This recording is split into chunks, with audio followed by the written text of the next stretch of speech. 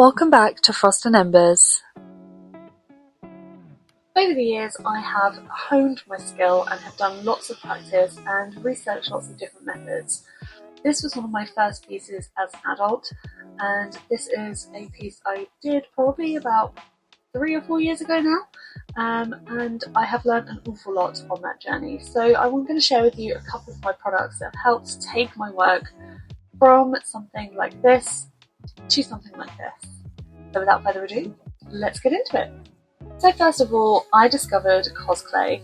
Cosclay is a very bendy, more malleable kind of clay after it has been baked, so it gives you a little bit more flexibility. I had real issues with my earlier pieces with the claws breaking off, whereas with cosclay they're far more durable. They do have a slight bend to them ever so slightly, which has really been a game changer, particularly for fine details.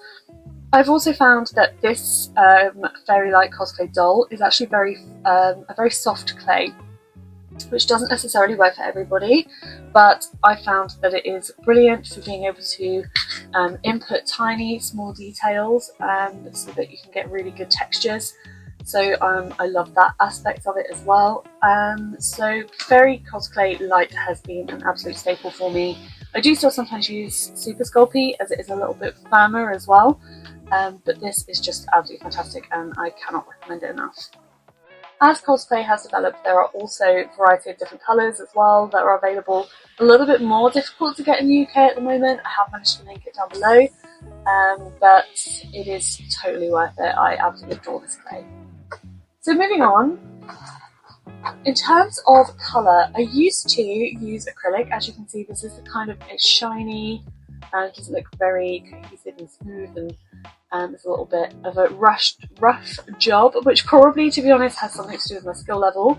But I have found that using pastels gives a far more matte effect, which I much prefer, makes it look a little bit more realistic instead of that kind of tacky, shiny kind of feel to it. So I use the Inscribe pastels. These are my, oops, I don't go breaking things. Some of my absolute favourites, 64 colours, a whole massive range in there. They are looking very tatty at the moment. I definitely need to get some new ones. They are very much all over the place. They're absolutely fantastic. I use them all the time and I just grate them into a small powder and then just paint them on with a paintbrush. You can also water them down if you want to create more of a paste.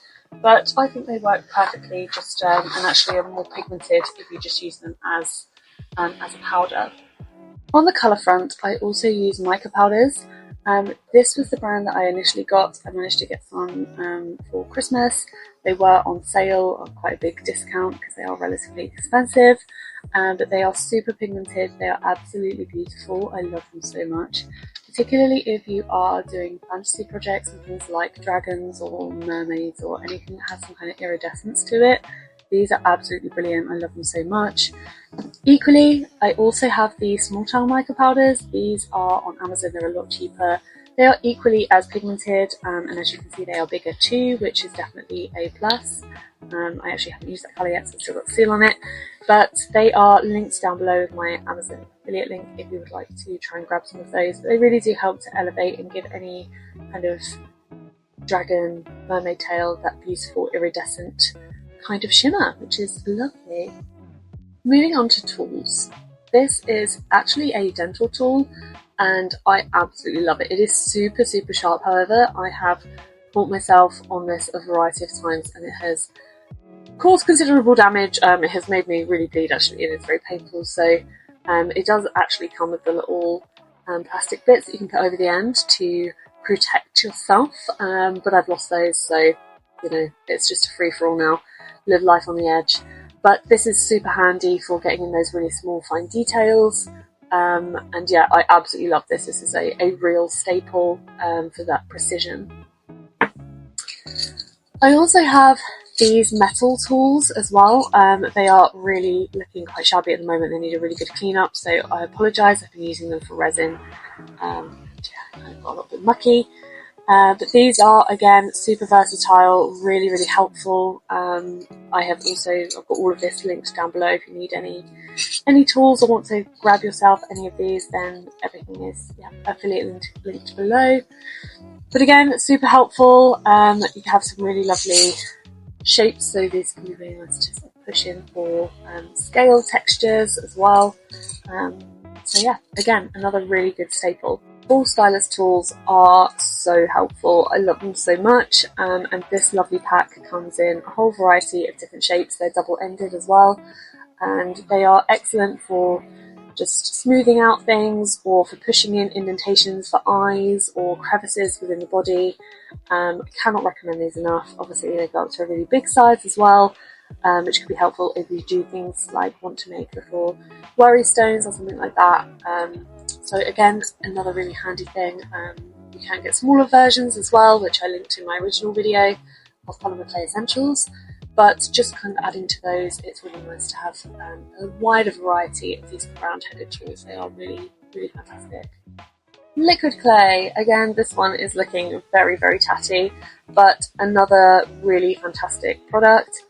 It is basically like a liquid clay glue, so to speak. So if you ever wanted to, for example, bake the claws first and then push them into the clay so they maintain that sharp pointed shape, you might just want to pop a little bit of the liquid Sculpey on the end of that and push it in, and it acts like a little bit of a glue. So again, brilliant. Also really good for making things like icing on cakes as well, if you're going to do the mini food sculptures. Really versatile, so much you can do with it. Strongly recommend. Something that I really battled with was trying to keep my clay dust free. I would dust my surfaces, my room would be clean, and somehow my clay would still manage to pick up a huge amount of dust, which was incredibly frustrating. It's not so bad when you are doing a project that you're going to paint with pastels or paint with acrylics, but if you are doing something a little bit more realistic, like a fairy or a face or something, trying to keep it free of dust is really difficult. But Surgical Spirit and some cotton buds are literally the way forward. You just dip it in to your Surgical Spirit and then just wipe it over the clay really gently. You can also use a paintbrush as well, that works well too. Just be careful it's not a favourite paintbrush because it can make brushes go a little bit funny. And it just really helps to take off that initial layer of clay. You have to do it pre-baked obviously, and get out any of that dust. So Surgical Spirit again is, yeah, it has been a lifesaver for me. I've tried a variety of different things. I've tried baby wipes, I've tried using oil. This is by far my favourite. And last, by all means not least, eyes. The windows to the soul. I really wanted my creatures to look realistic as possible, and I've tried a variety of different things. So I have got some pre-made glass cabochons that I have got from places like Etsy. I believe Amazon also have some pre-made ones too. I have linked my favourite Etsy store down below. However, these are also really versatile. It just gives you a little bit more freedom. So these are just plain glass cabochons.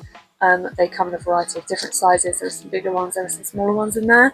And that just means that you can then paint on them whatever you would like. If you want to have a more realistic looking eye, you can absolutely do that. But as you can see, they come in a whole variety of colours.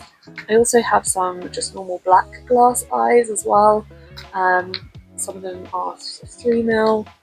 These are also really lovely. I stole these from my mum who makes teddy bears, but they are fantastic as well. Just gives me a little bit of choice when it comes to my sculptures and wanting to make things. Yeah, super versatile. Absolutely recommend glass cabochons. So these are all of my products that will help you level up your polymer clay pieces. I'm so excited to see what kind of things you create, and yeah, please let me know. Send me any pictures of anything that you are creating on Instagram. My handle is exactly the same, Frost and Embers. I would love to see what it is that you are making. I hope you have a wonderful day. Thank you so much for watching. Don't forget to like, comment and subscribe. I'll see you in the next video. Bye!